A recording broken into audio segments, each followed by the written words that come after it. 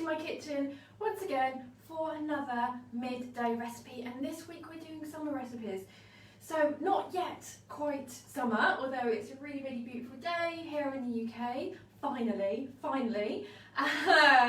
So all week we've been sharing with you our summer recipes, just to kind of like get you guys in the mindset of it and start thinking about things that you might want to make and giving you some really, really good ideas. So as usual, I will get the live up on my screen here so that I can see all of your questions and comments.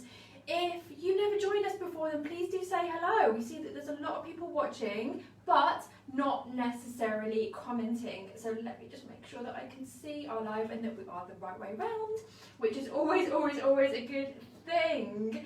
Right, okay, where are we? Okay, so who's joined us so far? Let me just have a look and see.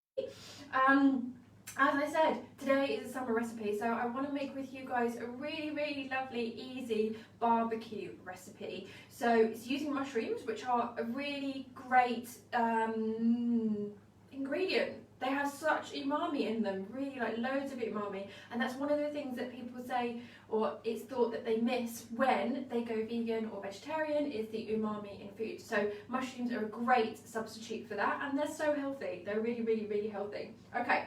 So, before we get going, thank you guys to those people who joined me yesterday on the Vegan Society's Instagram Live. So, yeah, yesterday evening I did an Instagram Live recipe with the Vegan Society, that's the UK Vegan Society, and it was on the Instagram page, which was a bit weird, not doing it on Facebook. I'm really, really happy here and content and comfortable in our little Facebook bubble, but we did it on Instagram with those guys. So I think it's still in their stories, so you can check that out. That's the original Vegan Society on Instagram, and that is the first of a series of 4.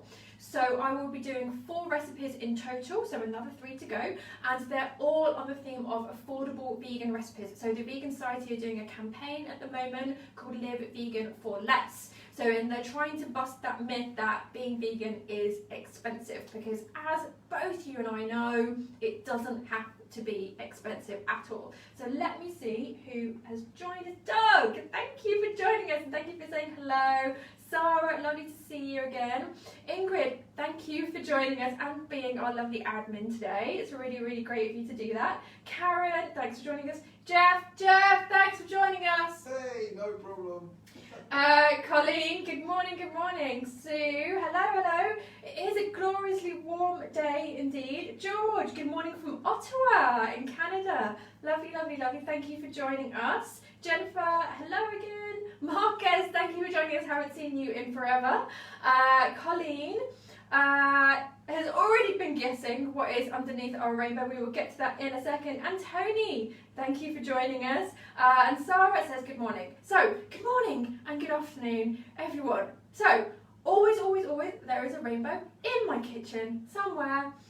You guys have gone beyond guessing where it is. Far too easy for you guys. So we've taken it one step further and you guys have to guess what is at the end of our rainbow. So the thing that is at the rainbow, it isn't V for vegan, it is the symbol for something. And I may have already mentioned it a few times in the show already. So what can it be? Mercedes, thank you for joining us. Hello. Sarah said, unfortunately I missed a good part of yesterday's recipe. Did you find out if Vegan Society will be posting the written recipe? Yes, I asked them, and they will be posting it on their website. So they have a special section of their website called the Recipe Hub. So you can look out for it on there. Doug said, it's V for V, but no, it's not, but really close. You are so close. Sarah said Vegan Society. Yes, there we go. Yes, well done, Sarah. It's actually the symbol for the Vegan Society, and I had that on my show yesterday. But for some reason, people just weren't guessing what it was, even though it was really obvious. I just haven't got them into this swing of guessing what's underneath the rainbow. So I thought I would save it for today. So yes, Sue, exactly, it's the Vegan Society logo. And just to say like a couple of words about the Vegan Society. because maybe you guys, haven't really explored what they've got to offer. Maybe you heard about them, but not really thought of like why they might be useful. So when I became vegan in 1995, it was the only source of information about vegan food. I mean, we did also get things like recipes, like little mini cookbooks from animal rights organisations, but that was it. So the Vegan Society were a great source of information, not only about recipes, but also about why certain things are cruel to animals. So, if you've got the honey question, if somebody asks you about that, then they're a really good source of information for that type of thing. The truth about, what happens in dairy farms, all of that sort of, the why information, but also the how.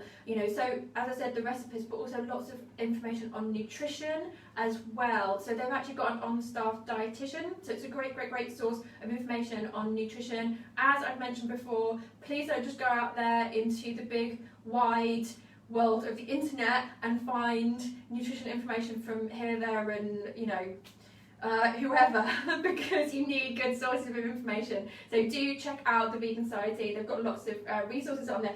Anne, thank you for joining us. Corrado, one of our graduates, thank you for joining us. Miranda, lovely to see you. Sue, you must have been a baby when you joined. I was 17 when I went vegan, so not quite a baby, but yeah, a long time ago. Okay, so on to today's recipe. So today we will be making some skewered mushrooms, but we're going to make a really lovely barbecue sauce to go with them. As I mentioned at the start of the show, mushrooms are they give something to vegan food that I think no other ingredient gives. So mushrooms are known to have a lot of umami in them. So there are 5, possibly 6 tastes, and one of them is umami. And you may have heard about this, but not necessarily really known what it is. So umami is meant to be like a savouriness, and it is present in a lot of non-vegan ingredients like meat and fish, but it's also present in a lot of vegan ingredients. But in mushrooms it has tons, there are tons of umami in mushrooms. So it's what I would call an umami bomb. Other sources of umami are things like miso, nutritional yeast, balsamic vinegar. Balsamic vinegar actually has 3 different tastes in it. So it has umami, it has sour, and it also has sweet, which is why it's so nice. It's so nice. I'm a bit addicted to balsamic vinegar. Phil, thank you for joining us. Anne, yeah, sorry, a bit late, but here now. That's okay. That's okay. I'm still gabbing away. Haven't even got to the cooking, so you didn't miss anything. Paul, thank you for joining us again. Yes, so these are a great source of umami. If people are struggling, if you've got like a partner or a friend who is a bit on the fence about vegan food and they feel like, oh, it's just rabbit food, then giving them mushrooms is a really, really great idea because it's got that meaty texture, it's got that savouriness, and we can make it, into quite a filling dish. Justine, thank you for joining us again, and Jim as well. Lovely to see loads of you coming back to me. That's always lovely, getting to know you guys a bit, which is great. Okay, so we've got our mushrooms here. I have cut my mushrooms in half, and I will show you the reason for that once we get going. But just to say that these mushrooms that I'm using are chestnut mushrooms rather than just the pale white ones, because I think that these guys have more flavour. But you can use the white ones as well, because we are actually going to be putting a sauce with this, so it's not really going to matter too much. And I know that the white ones, they can be a lot cheaper than these chestnut mushrooms, so you can use the white ones for these recipes.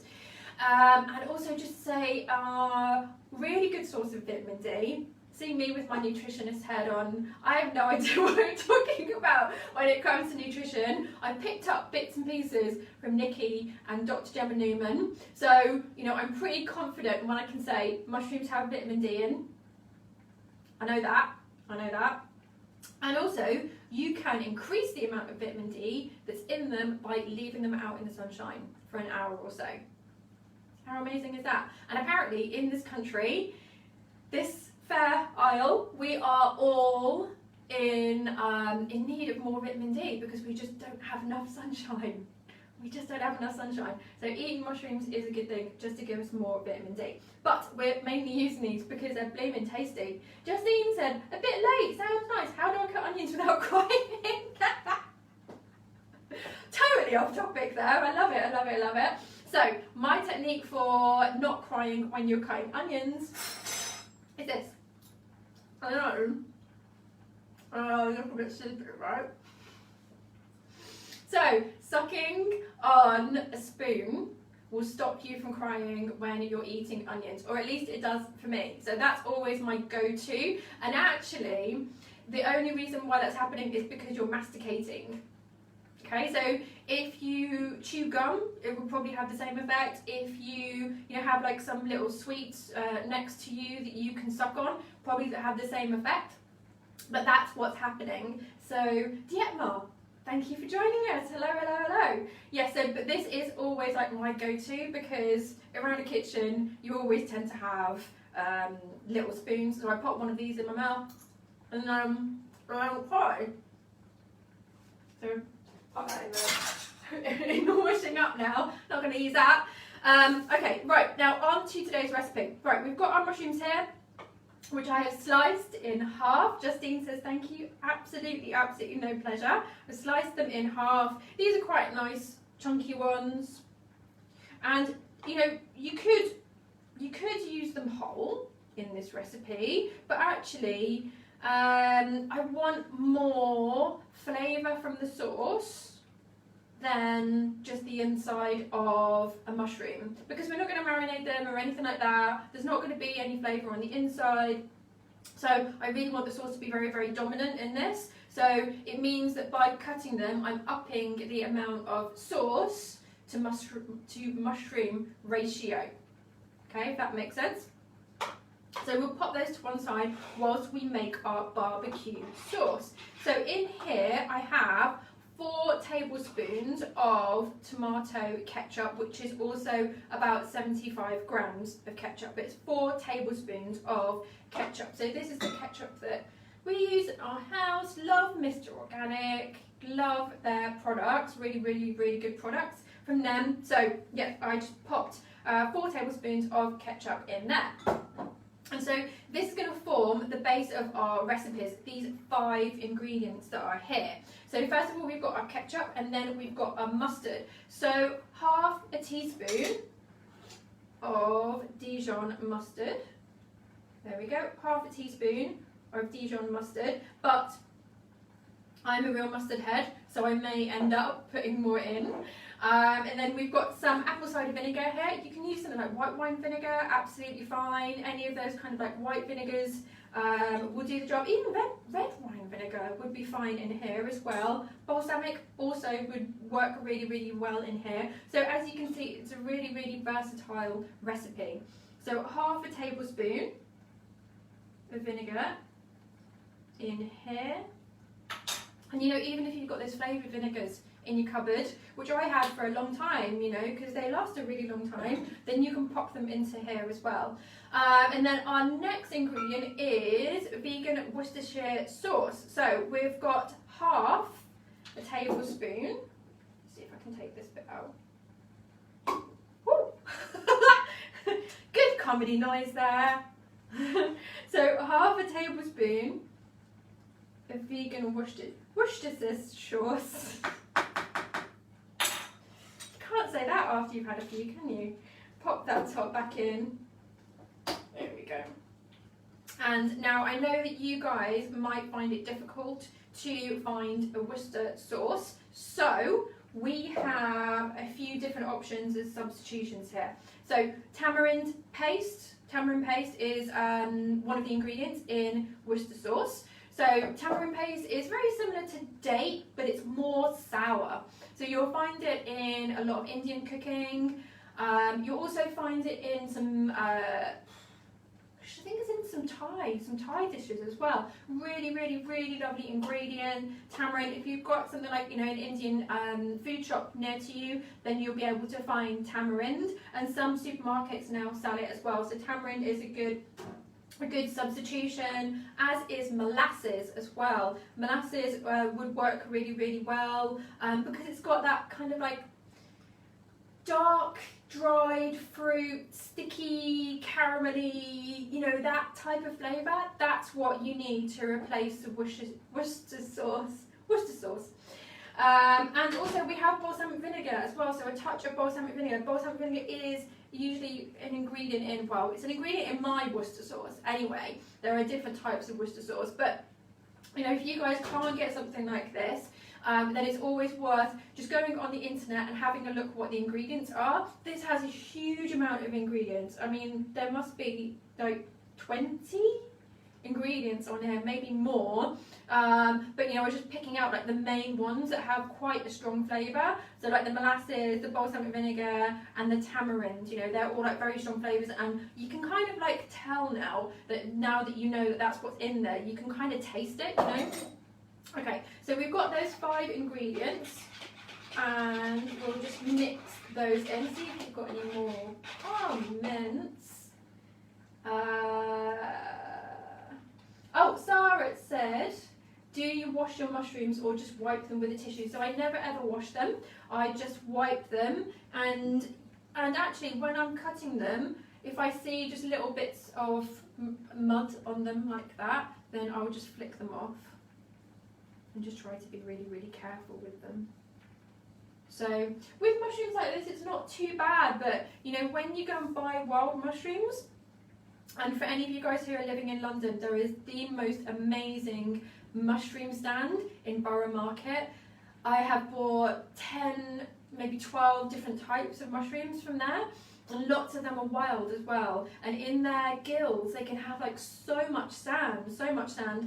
And you can buy a mushroom brush, you know, specifically for mushrooms. It's similar to like a pastry brush, but quite often with mushroom brushes, they're made of pig hair, which obviously, you know, we don't want to use. I think I did manage to find one once that is synthetic, that it uses synthetic hair, you know, synthetic fibres, sorry, in the brush instead. So you can buy something like that, but with a mushroom like this, you can literally just use a bit of kitchen towel or a clean tea towel just to brush them off. So that's what I would do, but I never ever wash them. Doug said, where do you get your whoosh? Worcester sauce. Okay, so this was from Planet Organic. So the make is Bonsan. Bonsan do some really, really, really great products. So just a second, let me just get something out of the oven.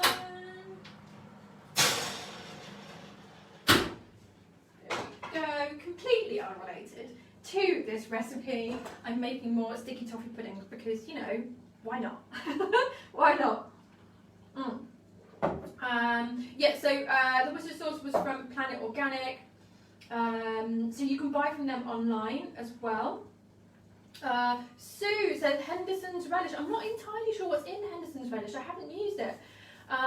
George said thank you, no problem. Sam, thank you for joining us again. And Doug said thank you, no problem at all. Always happy to help. Okay, so now we have those 5 base ingredients, and you will see so many recipes for barbecue sauce on the internet. But really, these 5 ingredients are, they always like repeat themselves. In whatever recipe, they always seem to have these ingredients. Now, there is this one that I haven't actually used yet. This is coconut sugar. You can use any type of sugar that you want to, but try to use one, if you are going to use sugar, try to use one that it doesn't need to be cooked to melt. So something like a soft brown sugar. So we've got a lovely soft brown sugar up here. Now, you guys can see, show you. Okay. Right, you see this type of really soft brown sugar that is lovely in coffee? That type of sugar will just melt into it. You won't need to boil it or warm it. So there are quite a few recipes out there where it asks you to heat up the mixture, but you know, a workaround for that is just to use a sugar like this, which would be really, really nice in it anyway. And coconut sugar or rapadura sugar, or you know, something like that. Nothing that is too granulated, because you know, that's just not going to break apart. Paul said, cooking demonstration with Day, can I make a suggestion to go to the free online vegan fair all-day event that will be starting around that time? I will forward the link when I think this demonstration is coming to an end. That would be lovely. Thank you for mentioning that. That's amazing. Thank you, Paul. Yeah, it would be great to support those guys. Definitely, definitely, definitely. Okay, so I decided that I'm not going to put any sugar into this because I find this, for me, sweet enough. It's absolutely fine with the sweetness that it is, because remember that there is sugar already in the ketchup. I don't have a huge amount of sugar in my diet, although we've been doing a lot of desserts together recently, so it has increased somewhat, but for me this is fine. But in our recipe we say 0 to 15 grams of dark sugar, so you guys have to figure out, you know, if that's something that you want to add or not. But as I said, this is something that you guys can just like make your own. So that's our base recipe, and then we've got all these different extras. So our extras are over here. So we have things like onion granules, garlic granules, and something that I mentioned the other day to you, smoked garlic granules. So all of these would go really, really well with this. So I'm going to put a little bit of the onion granules in here. But you guys, you know, it's like choose your own adventure with this recipe. So what's this? Just regular garlic granules rather than the smoked, because I'm going to put something else that's smoked into it in a second. Yep, so we've got our garlic. So by the way, this is made by Bart's, who are, you know, these are really, really, really great products. One of the things that I love about them is because I've got a cupboard that I pull out with all my spices in it. It has the name on the top, which is absolutely amazing. Really, really, really helpful for me because I have so many. I have so many. You don't want to see my spice cupboard. Oh my god, it's like Narnia. Oh, I'm sorry, Karen, I keep freezing. So we've got paprika as well, a really good addition. Smoked paprika would go really well with this as well. I'm saying well a lot, sorry. And we've got cayenne pepper. I'm going to put a little bit of cayenne pepper into here, not a huge amount. So, you know, if you guys have like hot smoked paprika, then you could just put that in, or the cayenne pepper if you want it a bit spicier.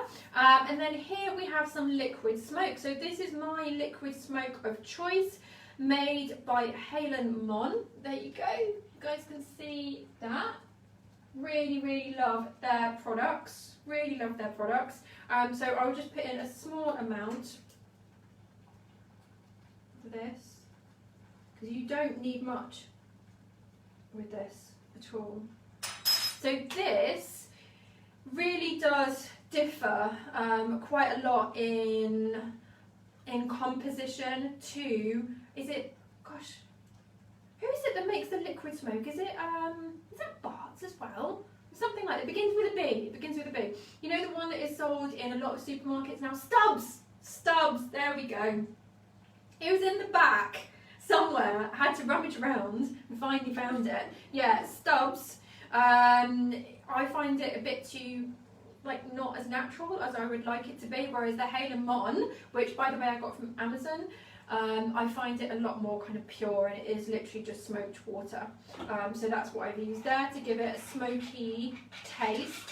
Now with this recipe you can make it on the barbecue. I don't have a barbecue, so I'm not going to make it on the barbecue. I'm going to make it in a griddle pan first. So there you go, we've got our barbecue sauce there.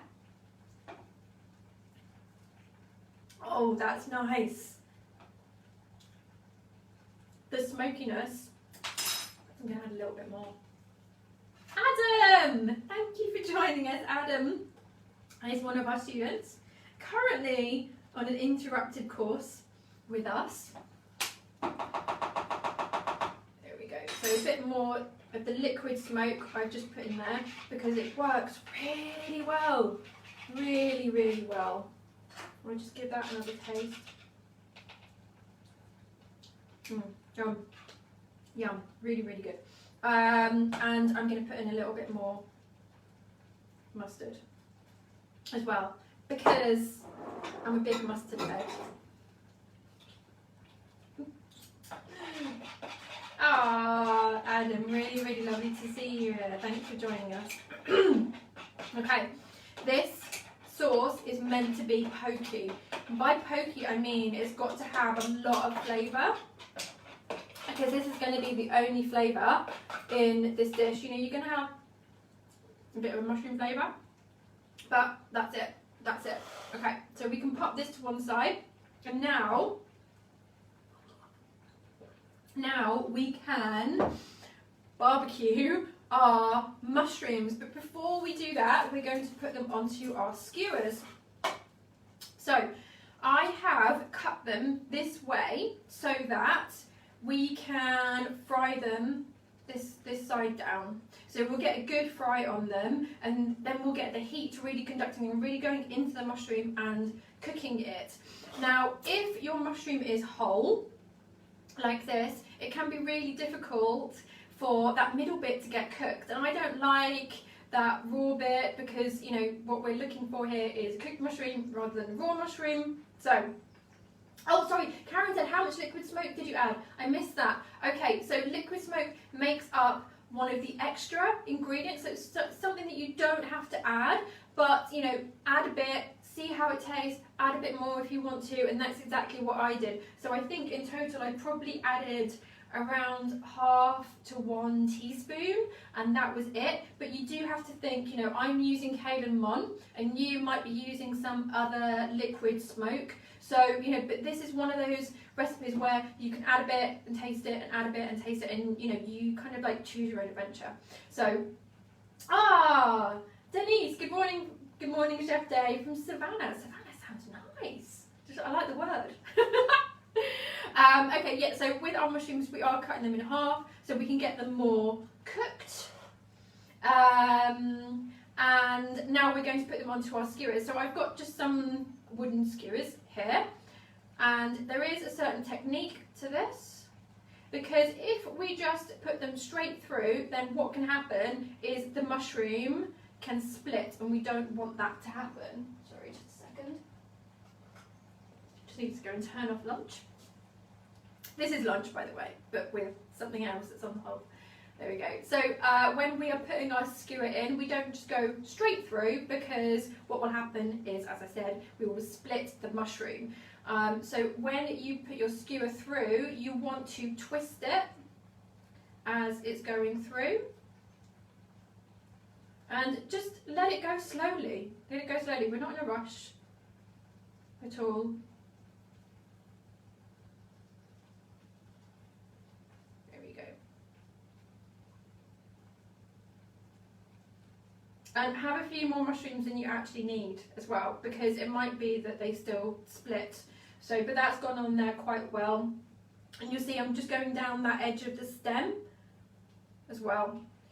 So if you guys want to put anything else on your skewers, then you absolutely can. If you're going to do something like tofu, then I recommend marinating it first, because it, you know, as we've talked about before, tofu is one of those blank canvases, which is great, which is really, really good, but you do need to impart some flavour on it. So even just tamari or soya sauce, mixed in with some water and maybe some paprika, that as a marinade for tofu onto this would be great, because you need to get some liquid in the inside.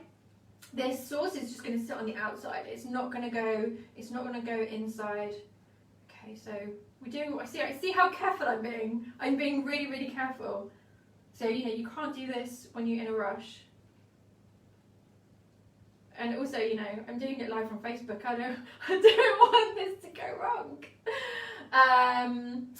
Christine, hello Chef Day. I bought some of the Halen Mon liquid smoke on your earlier recommendation. I agree, it's a much better flavour. Also bought the sea salt with umami #2. That sounds good.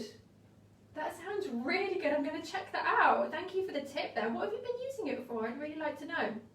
And Sarah said, can you show your liquid smoke brand name again? Okay, so it's this Halen Mon that Christine just mentioned. There you go. Halen Mon. H-A-L-E-N-M-O-N.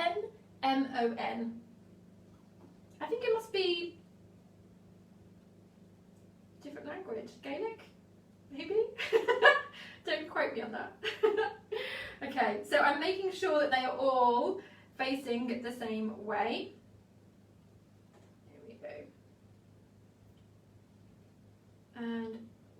do this last one. So there we go. We can fit 4 on there. Oh! No, you can't get away from me that easily. There we go. Okay, and we'll just do another one as well. See if I can pick the speed up a bit. Now that I've got my technique down. There we go, it does get a bit easier. So the sauce that we just made will be enough for about 10 mushrooms, I think, but we're not gonna make all 10 today. We're just gonna do, was it 1, 2, 3, 4? Just 4. Oh, great. Thank you for sharing that, Christine. That's brilliant. They're based in Anglesey. So actually, can somebody tell me what language is Halen Mum? Because I kind of feel that it is like some of that. Maybe it actually says. Well, oh, it's Welsh. There we go. It's Welsh. Okay. Almost there. Come on. There we go. Nice and neat. We've got our mushroom skewers. So we'll just pop all of these to one side. And these guys can go over here. Anne said it's Welsh. Halen means salt and Mon is the Isle of Anglesey, where they make the sea. So, oh, thank you for letting us know. There we go. Ooh. So, bring it over the beast. And now we can get this on a really, really high heat. So, you know, if you guys have a barbecue, then obviously you can do it on a barbecue. We don't have one, so I'm going to be doing it on my griddle pan so that we can get these lovely stripes on our skewers, because that always looks really, really lovely. You know, and it sends signals to our brain that something is tasty. If it has those stripes on it, then it says to us that it's tasty. So when you are griddling anything, the oil needs to go on the thing that you're griddling, not on the griddle. So I've got a bit of oil here, just some olive oil. And before I put the mushrooms onto here, I'm going to add a little bit of oil to them. I'm just doing it with my fingers. You can do it with a pastry brush if you have one. Might be a bit easier if you. I always love getting my hands involved, you know I do. So we're just putting some oil over the front and back, and it will really soak up a bit into the mushroom, because mushrooms are great sponges.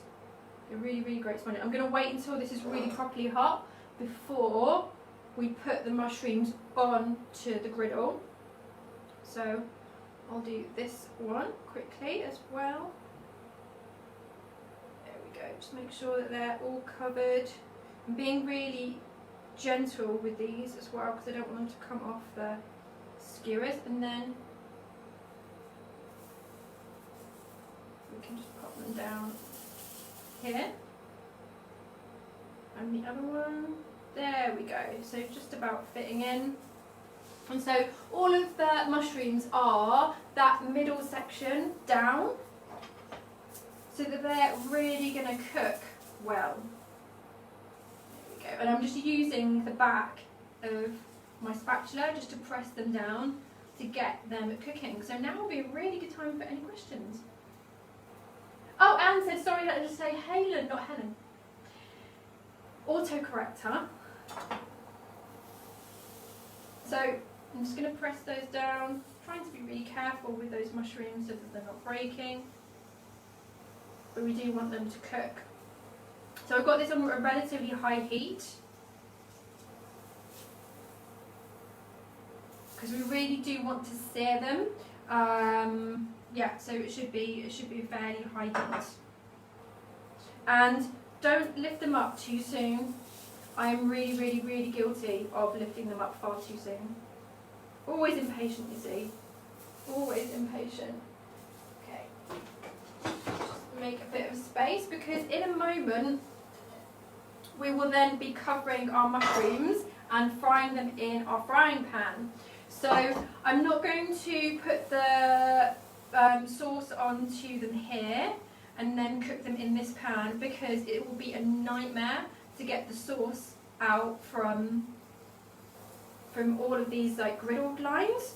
They're difficult to clean at the best of times, so let alone when you put sugary sauce on them.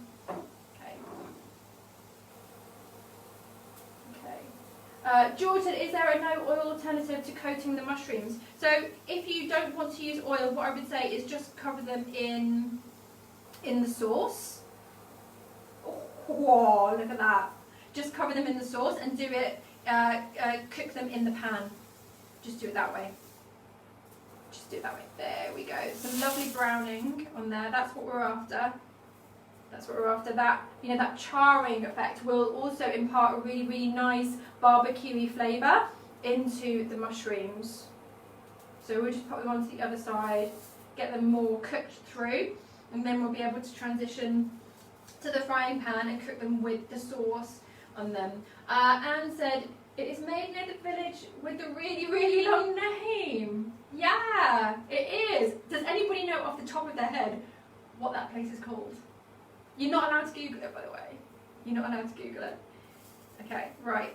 So we're almost done here, because I can see, like, with the mushrooms, like, they start to kind of like shrivel a bit, which means that they're, you know, the water is cooking in them. We're getting a nice searing on them. There we go.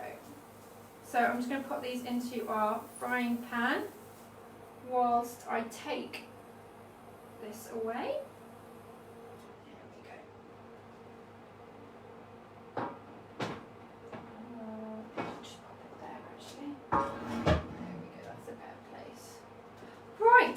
On to our frying pan. So first of all, I want to coat all of these in the sauce. So we'll just put them onto here, and we'll get this to warm up whilst I'm doing that. So just with a small spoon, I'll put some sauce on all of them. You can, if you've got a pastry brush, you can use that as well. Just make sure that there's a lot of sauce on it. Now, this is going to be a trying recipe for your pan, because it's sticky, it's like caramel. So you do have to bear that in mind. I've got a good non-stick pan here, and it is going to get messy. It is going to get messy, and it's going to look really sticky and kind of burnt, and you know, that type of thing. Because of that sugar content that is in the sauce. So to clean it afterwards, so we'll just turn this over and do the other side. To clean it afterwards, I recommend either just soaking it in hot water or putting some water in it and then boiling it again. Just boil that pan, and that will really help to get all those like bits of black off it. Okay.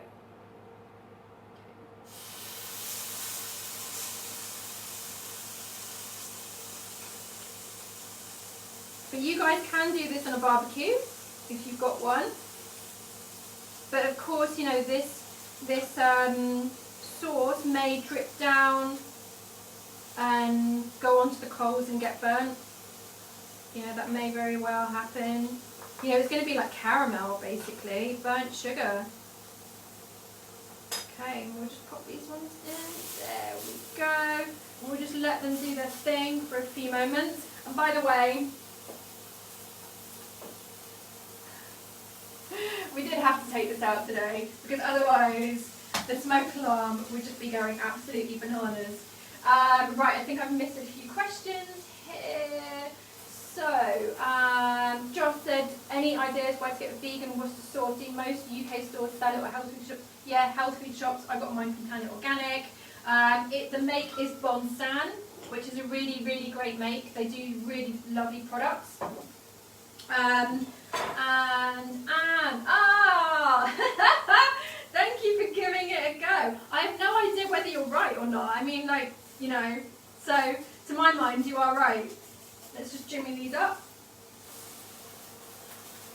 And then we can turn them over. There we go. Look at that searing. That looks lovely. Really looks very, very barbecued. Kind of charred, kind of burnt, but that's kind of the point of this recipe, is that we've got that lovely burnt flavour. Okay, so almost there. Doug said it's harder to pronounce than Worcestershire. Yes, indeed. Okay, so we're nearly done here. So guys, you can enjoy these as part of your barbecue. Tomorrow I will be sharing a coleslaw recipe with you. So it's an Italian-inspired coleslaw recipe that would go really, really well with these. So there we go. Nice and seared. It doesn't take long. You see, it doesn't take long. And now let me sort out my pan. There we go. Just pop that into the pan, let it do its thing, let it bubble away, and then cleaning it will be so much easier. Let me bring these round to you guys. There we go. How delicious do these look? Yummy, yummy, yummy.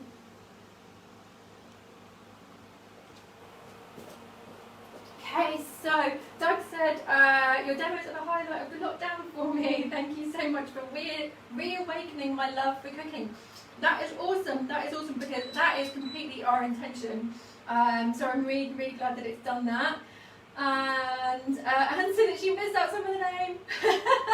And Paul had to Google it, but we found the answer. So thank you for joining me. Really, really easy recipe. We will post it later on today, so I'm a little bit behind with posting some of the recipes because we are just about to release our beginners online courses. So, but after tomorrow I will be a lot better. I promise, I promise, I promise. Carlene said that there's a beautiful colour to them. Indeed, indeed, indeed. Hazel said that looks delicious. It does, it does. In fact, I need to have one right now.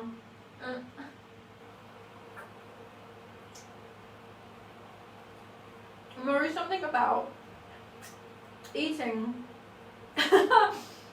eating from the skewer that is just really, really nice.